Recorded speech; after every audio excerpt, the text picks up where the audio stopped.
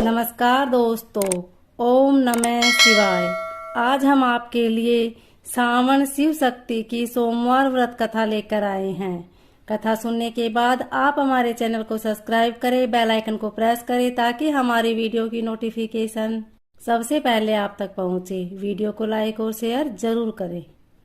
श्रावण सोमवार व्रत की कथा के अनुसार अमरपुर नगर में एक धनी व्यापारी रहता था। दूर दूर तक उसका व्यापार फैला हुआ था।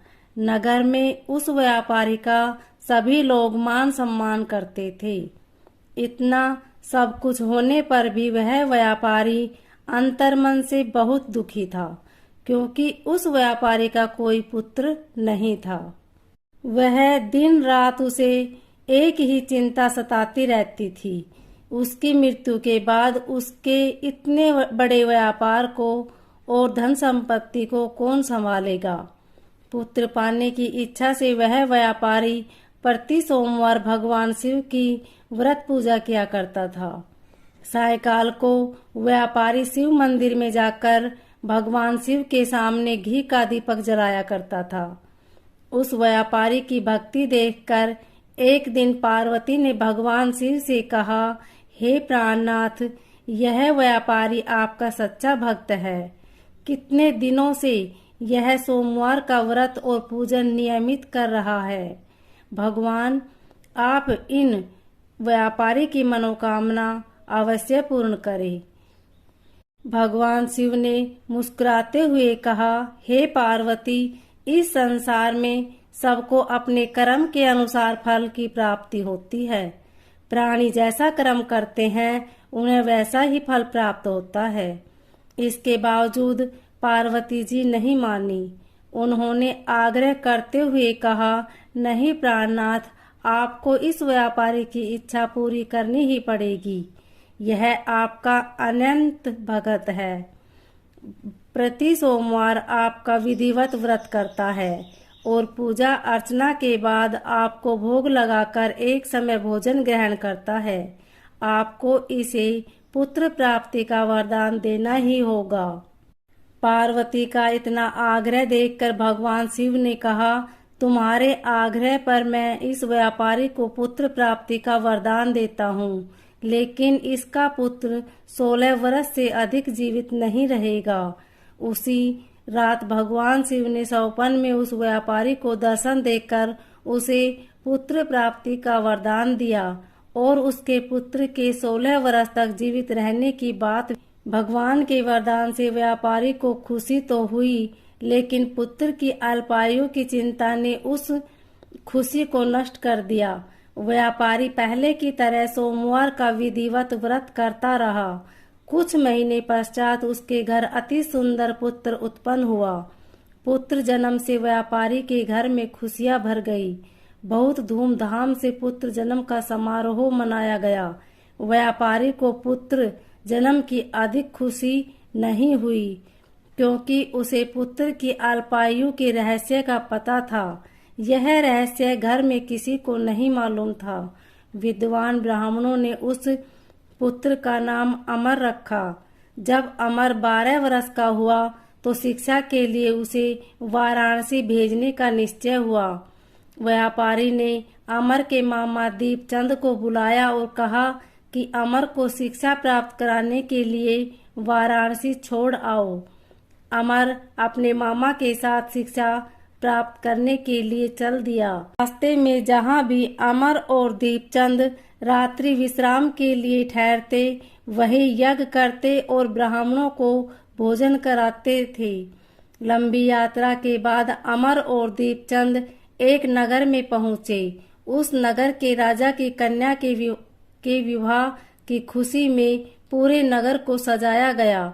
निश्चित समय पर बारात आ गई, लेकिन वर का पिता अपने बेटे के एक आंख से काना होने के कारण बहुत चिंतित था।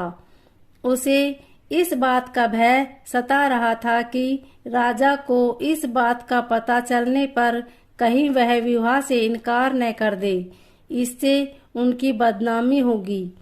वर के पिता ने अमर को देखा तो उसके मस्तिष्क में एक विचार आया। उसने सोचा क्यों न इस लड़के को दूल्हा बनाकर राजकुमारी से विवाह करा दूं। विवाह के बाद इसको धन देकर विदा कर दूंगा और राजकुमारी को अपने नगर में ले जाऊंगा। वर के पिता ने इसी संबंध में अमर और दीपचंद से बात की। दीपचंद ने धन मिलाने के लालच में वर के पिता की बात स्वीकार कर ली। अमर को दूल्हे के वस्त्र पहनाकर राजकुमारी चंद्रिका से विवाह कर दिया गया। राजा ने बहुत सा धन देकर राजकुमारी को विदा किया। अमर जब लौट रहा था तो सच नहीं छिपा सका और उसने राजकुमारी की ओढ़नी पर लिख दिया, राजकुमारी चंद्रिका, तुम्हारा विवाह तो मेरे साथ हुआ था। मैं तो वाराणसी में शिक्षा प्राप्त करने जा रहा हूँ। अब तुम्हें जिस नवयुवक की पत्नी बनना पड़ेगा वह कान्हा है। जब राजकुमारी ने अपनी ओढ़नी पर लिखा हुआ पढ़ा तो उसने काने लड़के के साथ जाने से इनकार कर दिया। राजा ने सब बातें जानकर राजकुमारी को महल में रख लिया। उधर अमर अपने मामा दीपचंद के साथ वाराणसी पहुंच गया।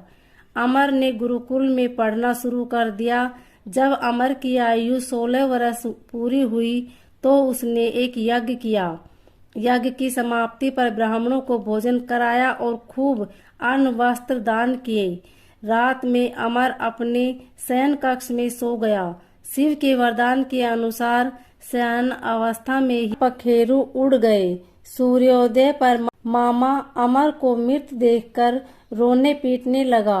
आसपास के लोग भी अमर होकर दुख एकत्र होकर दुख प्रकट करने लगे। मामा के रोने विलाप करने के स्वर समीप से गुजरते हुए भगवान शिव और माता पार्वती ने भी सुने। पार्वती जी ने भगवान से कहा, प्राणनाथ, मुझसे इसके रोने के स्वर सहन नहीं हो रहे। आप इस व्यक्ति के कष्ट अवश्य दूर करें। भगवान शिव ने पार्वती जी के साथ अदृश्य रूप में समीप जाकर अमर को देखा तो पार्वती जी से बोले, पार्वती, यह तो उसी व्यापारी का पुत्र है। मैंने इसे 16 वर्ष की आयु का वरदान दिया था। इसकी आयु तो पूरी हो गई। पार्वती जी ने फिर भगवान शिव से निवेदन किया कि हे प्राणनाथ, आप इस लड़के को जीवित करें, नहीं तो इसके माता पिता पुत्र की मृत्यु के कारण रो रो कर अपने प्राण त्याग देंगे। इस लड़के का पिता तो आपका परम भक्त है। वर्षों से सोमवार का व्रत करते हुए आपको भोग लगा रहा है। पार्वती के आग्रह करने पर भगवान शिव ने उस लड़के को जीवित होने का वरदान दिया और कुछ ही पल में वह जीवित होकर उठ बैठा। शिक्षा समाप्त करके अमर मामा के साथ अपने नगर की ओर चल दिया। दोनों चलते हुए उसी नगर में पहुंचे जहां अमर का विवाह हुआ था। उस नगर में भी अमर ने यज्ञ का आयोजन किया। समीप से गुजरते हुए नगर के राजा ने यज्ञ का आयोजन रखा। राजा ने अमर को तुरंत पहचान लिया।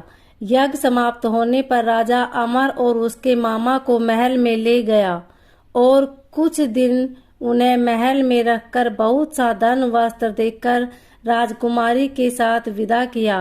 रास्ते में सुरक्षा के लिए राजा ने बहुत से सैनिकों को भी साथ भेजा। दीपचंद ने नगर में पहुंचते ही एक दूत को घर भेजकर अपने आगमन की सूचना भेजी।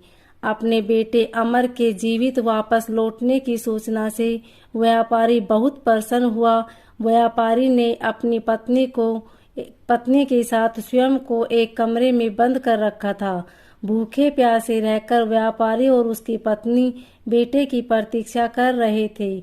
उन्होंने प्रतीक्षा कर रखी थी कि यदि उन्हें अपने बेटे की मृत्यु का समाचार मिला तो दोनों अपने प्राण त्याग देंगे। व्यापारी अपनी पत्नी और मित्रों के साथ नगर के द्वार पर पहुंचा। अपने बेटे के विवाह का समाचार सुनकर पुत्र वधू राजकुमारी चंद्रिका को देखकर उनकी खुशी का ठिकाना न रहा। उसी रात भगवान शिव ने व्यापारी के सपन में आकर कहा, हे श्रेष्ठी, मैंने तेरे सोमवार की व्रत करने और व्रत कथा सुनने से प्रसन्न होकर तेरे पुत्र को लंबी आयु प्रदान की है। व्यापारी बहुत प्रसन्न हुआ। सोमवार का व्रत करने से व्यापारी के घर में खुशियां लौट आई। शास्त्रों में लिखा है कि जो स्त्री पुरुष सोमवार का विधिवत व्रत करते हैं और व्रत कथा सुनते हैं, उनकी सभी इच्छाएं पूरी होती है। ओम